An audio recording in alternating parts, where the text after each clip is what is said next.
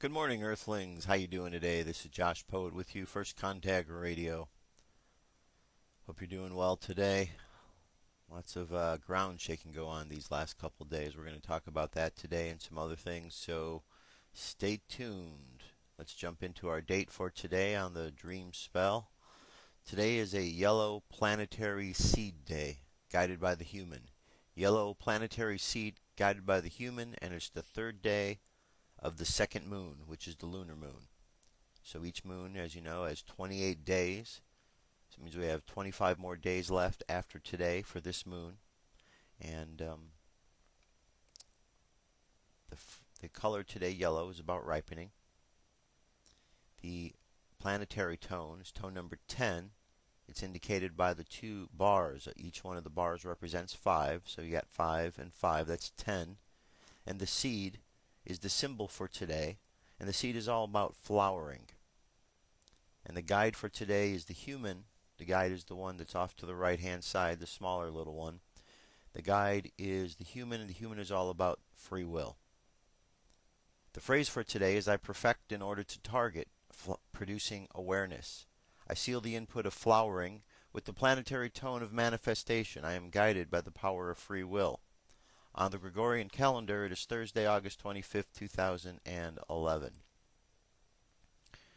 As I mentioned the other day, we've entered the astrological sign of Virgo, and we are just at the tail end of a Mercury retrograde. Mercury goes back direct tomorrow, so for those of you who are heavily affected by Mercury retrograde, you can take a sigh of relief because that day and that moment of relief is coming soon. So stay tuned for that. Hang on one more day. Now, the last couple days, while Dirk's been gathering information and taking care of business he needs to attend to, we've been running these spots on JFK and MJ12. Today we're at part 3. Going to continue on with this. I'll be back when it's over. Got to be integrated to involve a broad range of areas. You would place it under the direct control of your military. And this is exactly what was done with Operation Majestic. And this logistics plan that was set up in 1952. So what happens? Kennedy is involved in the Bay of Pigs fiasco. Pretty quickly sours the relationship between Kennedy and Dulles, and Kennedy eventually makes it clear that he wants Dulles to go. And so what happens a little later was in June 28, 1961. There's a Majestic document that shows what Kennedy tried to do next in terms of trying to assert control over whatever psychological warfare operations were being conducted by Majestic 12, which Kennedy knew involved UFOs. But he sends a memo to Dulles, and basically in that memo he just requests a review of MJ12 intelligence operations as they relate to Cold War psychological warfare plans. I would like a brief summary from you at your earliest convenience. So he's asking for an overview of psychological warfare operations as they pertain to Majestic 12. He doesn't mention UFOs and ETs. And that's pretty significant because basically you would think that, well, if he's trying to get control of psychological warfare operations, well, maybe he's just wanting to make sure the intelligence community does its work properly and that there are no repeats of the Bay of Pigs fiasco. Maybe that's the conventional explanation that many would use. But then the response he gets from Dulles shows that implicit in this is, I want to know about the UFO issue as well and how you're dealing with that.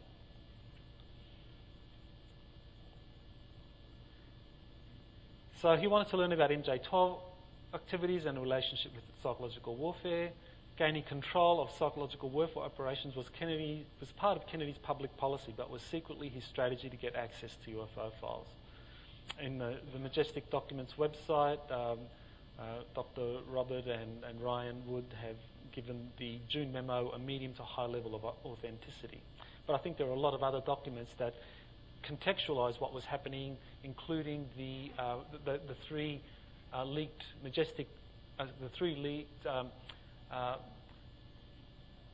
memos concerning the military's logistics plan for Operation Majestic in 1952 that I think helped substantiate this June 1968 memo as actually being a legitimate document. And there are other documents as well, but I don't have really time to go into those today. The one document that I think is really important and is kind of like a smoking gun evidence of what really happened is this Byrne memo, and it's a classified top secret document with MJ12 codeword access.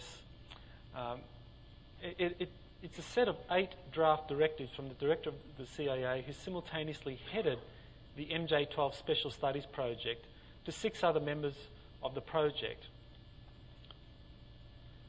And this memo, basically, it sets out the response that MJ12 has to Kennedy's inquiries or efforts to learn about and gain access to these classified UFO files. And this is what the Byrne memo says. Quote, "As you must know, Lancer, Kennedy's Secret Service code name, has made some inquiries regarding our activities which we cannot allow. Please submit your views no later than October." Now that's important, that date of October, because Dulles officially retired in November of 1961.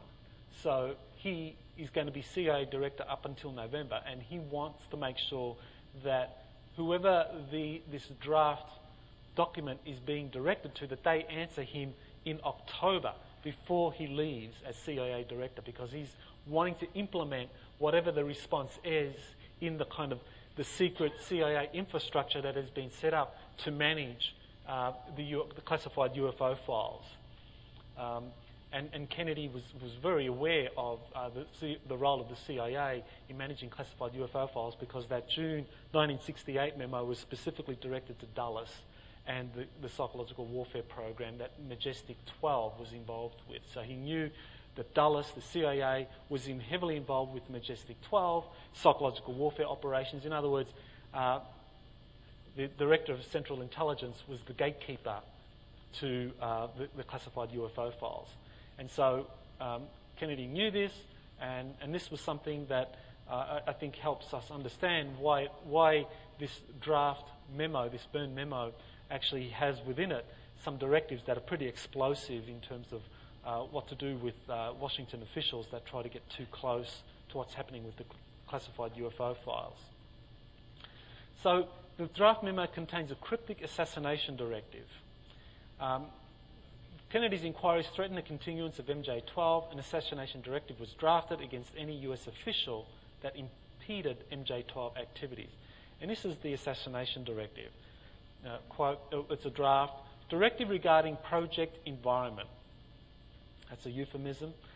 When conditions become non-conducive for growth in our environment and Washington cannot be influenced any further, the weather is lacking any precipitation. It should be wet. According to Dr. Woods and most intelligence analysts, the phrase "should be wet" is a cryptic reference to assassination. So basically, this directive, this draft directive, is giving a cryptic assassination approval for any Washington official who can't be influenced any further to accede or to give approval to whatever MJ12 project or priority is being presented to them.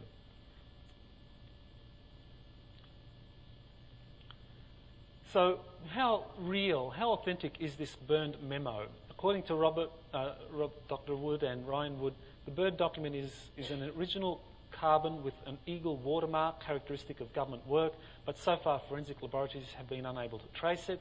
Although no date is given, its content directly suggests the month of September. The year is estimated to be in the early 1960s and is still under investigation. So they've been able to trace this document, this Byrne memo, to the early 1960s, and the context is September. They give it a high level of authenticity, their highest level of authenticity. And so basically it really is a smoking gun document, and it's a smoking gun evidence, and I believe both Woods have given presentations on the Byrne memo here at the Majestic, at the Crash Retrieval Conference, talking at length about authenticity issues related to it. And so certainly that shows how much work has gone into establishing the authenticity of this document. So what does Dulles do? What is Dulles' response to Kennedy's June 28 memo saying, I want a brief summary of MJ-12 operations as they relate to psychological warfare? What does Dulles do?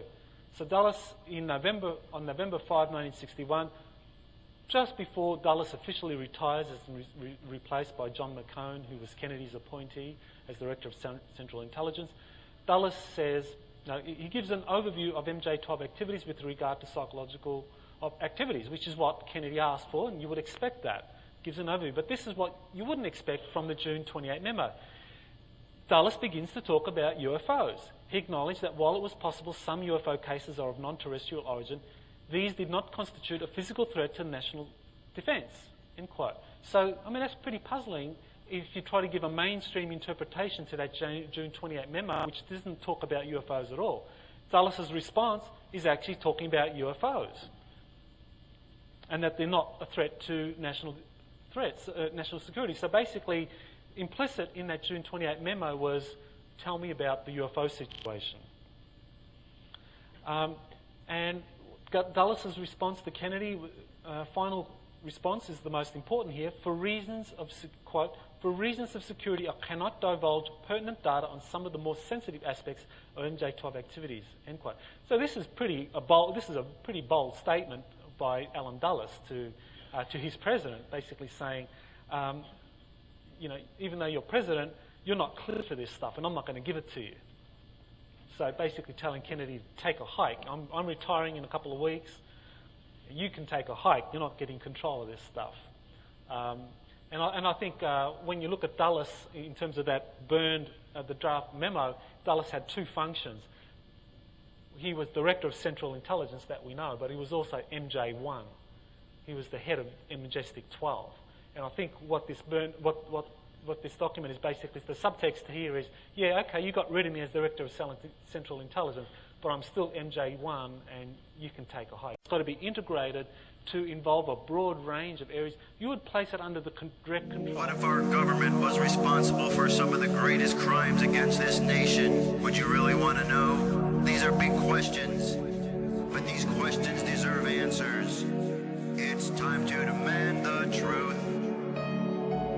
People should not be afraid of their governments. Governments should be afraid of people. 9/11 was an inside job. Kennedy was killed by the CIA. Jimmy Carter saw a UFO. Answers to secrets you need to know. So wake up, wake up, wake up, wake up. Wake up, wake up, wake up. Wake up, wake up, wake up, wake up. Wake up, wake up, wake up.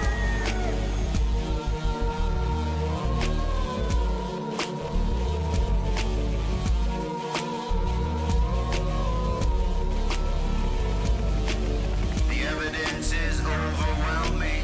Step past your fear, take a look.